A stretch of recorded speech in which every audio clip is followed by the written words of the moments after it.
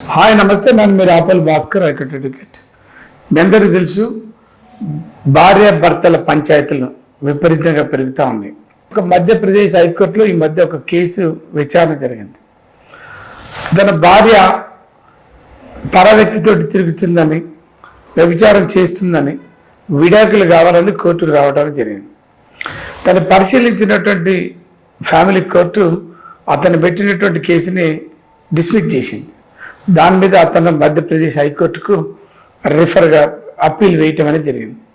దాన్ని పరిశీలించినటువంటి హైకోర్టు తన యొక్క భార్య చేస్తున్నటువంటి ఇతర వ్యక్తులతో తిరుగుతున్నటువంటి ఒక వ్యభిచారం అనేటటువంటి దాన్ని పరిగణలోకి తీసుకొని సాక్ష్యాలన్నింటినీ కూడా తీసుకొని section 65B of Indian evidence యాక్ట్ని అమలుపరిచి భార్య చేస్తున్నటువంటి కొన్ని అన్నిటిని కూడా ఎలక్ట్రానిక్ ఎవిడెన్స్లన్నిటిని కూడా క్రోడీకరించి అతను భర్త వాటిని ఎవిడెన్స్గా పెట్టడం అనేది జరిగింది.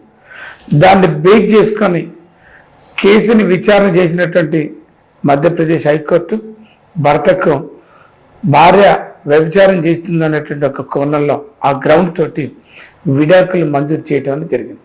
Thank you.